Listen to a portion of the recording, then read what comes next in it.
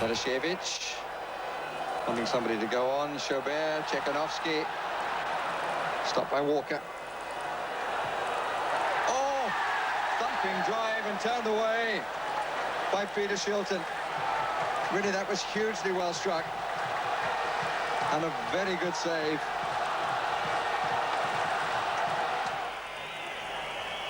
That's curling. It was comfortably headed out. But the follow-up shot from McMahon wasn't too bad, was it?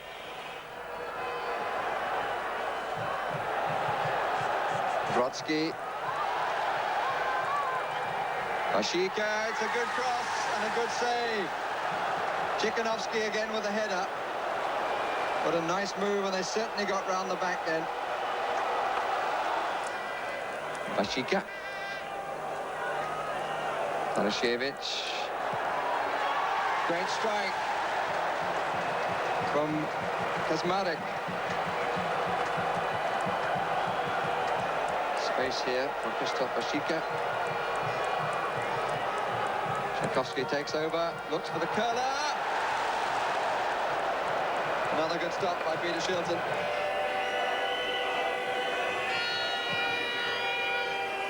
And Robson with the header.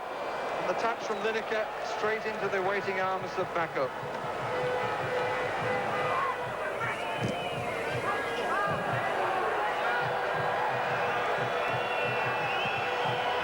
That's not a bad try, and it came off the crossbar. Shilton beaten for the first time, and he came rattling back off the crossbar. So England qualified for Italy without conceding a goal, a record no other European country can match. Not even Sweden in the yellow shirts here, who twice kept England out, but whose goalkeeper Thomas Ravelli gave away that early penalty against Albania in red in Stockholm last weekend. The scorer after 8 minutes was Kushta. A shock in store perhaps, but the Swedes avoided possible humiliation when Mats Magnusson, who missed that last-minute gilt-edged chance against England last month, made amends with the equaliser here after 20 minutes on the near post. Some relief for Magnusson and for Sweden. Early in the second half, the Swedes took control of the game. And after 55 minutes, a swift move down the right saw Roland Nielsen and Johnny Ekstrom combining to set up the opening for Klas Ingersson, Sweden's promising young midfield player, to put them 2-1 up. So, just as they had in Albania, Sweden had come from behind. And just a minute from the end, they made the point safe. Another clever move down the right-hand side, ending with a goal for Leif Enquist. And making the final score in Stockholm, Sweden 3, Albania 1. So it means that in Group 2, Sweden go to Poland on Wednesday week, knowing a draw would ensure their qualification. But if they win, then they pip England for leadership of the group.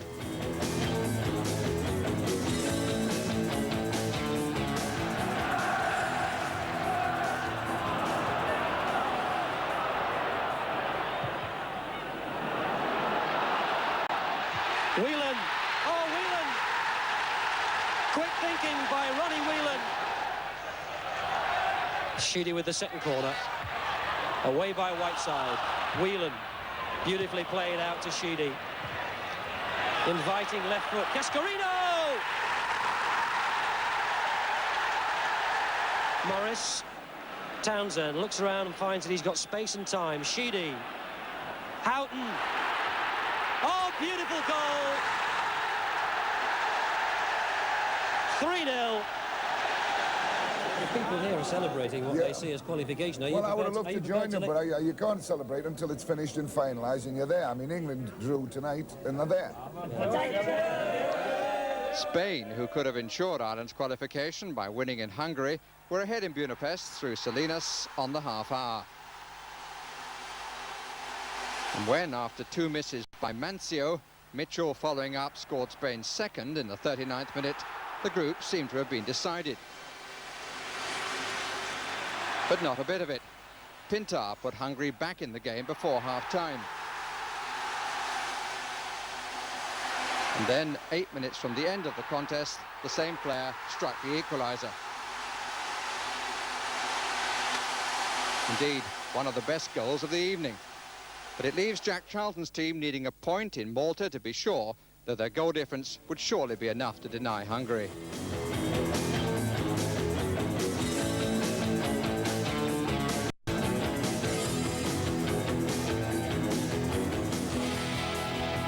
In Paris, Scotland's vast army of travelling supporters were hoping to see them take the 1 point they required to qualify for the finals.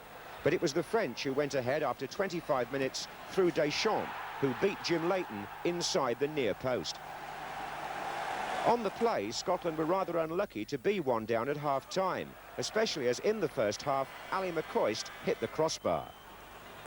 The second half now, and when France had fullback Di Melo sent off for his second foul, it seemed that Scotland might be back in business.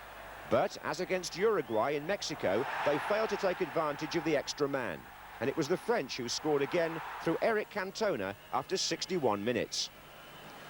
Then, a minute from the end, following this corner, Durand's shot was deflected past Jim Leighton to complete Scotland's misery. The deflection off Steve Nicol, the final score 3-0 to France. Meantime, in Sarajevo, Yugoslavia, in the blue shirts, who've already won Scotland's group, lost one of their best players against Norway when Mehmet Bazdarevic was sent off after 15 minutes. The offence, apparently, was spitting at the Turkish referee. And the man in black was certainly at the centre of the action and of the controversy throughout the match. Here, he disallowed a Norwegian goal, presumably for a foul on goalkeeper Ivkovic, who seemed to overreact.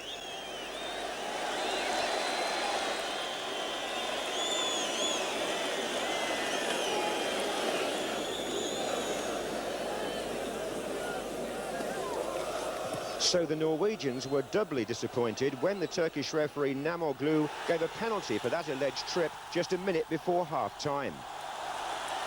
The Norwegian goalkeeper here is Erik Thorsvedt of Tottenham Hotspur, but he couldn't prevent Hadzibegic scoring from the spot for what proved to be the only goal of the game. 1-0 to Yugoslavia, and now Thorsvedt and Norway come to Hampden Park on November the 15th, with Scotland still needing 1 point to qualify for the finals for the 5th time running.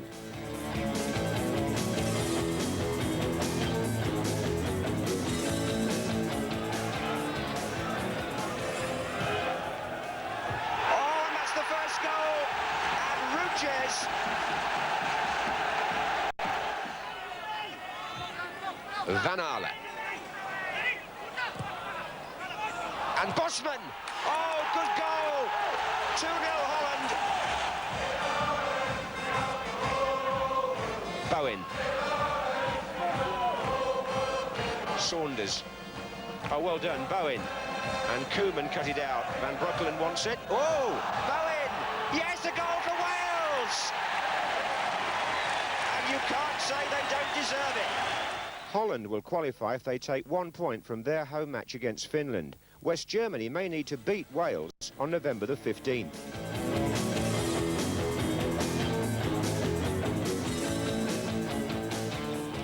Portugal have had a busy 5 days. On Saturday, they found themselves up against 10 men of Czechoslovakia, courtesy of Stanislav Grija. 2 yellow cards for 2 stupid challenges saw the Czechoslovakian sent off. The Portuguese were a goal behind from a penalty. It was that sort of match. But when Futre was brought down on the edge of the area, apart from requiring the referee to get out the yellow card once again, it brought the equaliser, scored by Aguas. But another free kick by Belek gave Czechoslovakia the victory. So, come Wednesday, the Portuguese needed to win in Luxembourg to stay in contention. And this they did with some comfort, 3-0. Barros scoring their third after 2 earlier goals by Aguas. In Bâle, meanwhile, Belgium were spurning their chance to ensure their place in the finals. They scored a delightfully worked goal through De Gries, but were held by Switzerland 2-2. So at least they seem to be aware of things green, and with Luxembourg to play at home, shouldn't need to sweat too much. But Portugal against Czechoslovakia, that could be quite warm.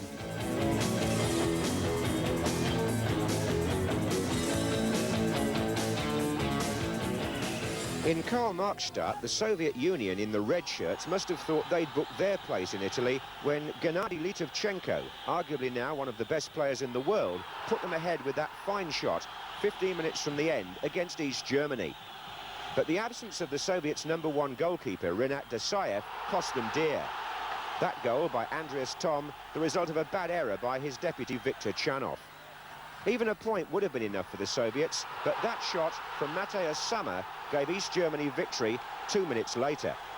And it means the East Germans have kept alive their hopes of qualifying at Austria's expense, while the Soviets need just a point from their home match with Turkey on the 8th of November.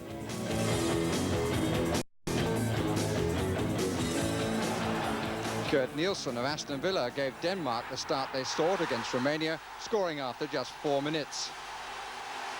But the star of the show was Brian Laudrup, whose marker Radnik was eventually sent off. Laudrup's goal, Denmark's second, could surely not have been better by his more famous brother Michael.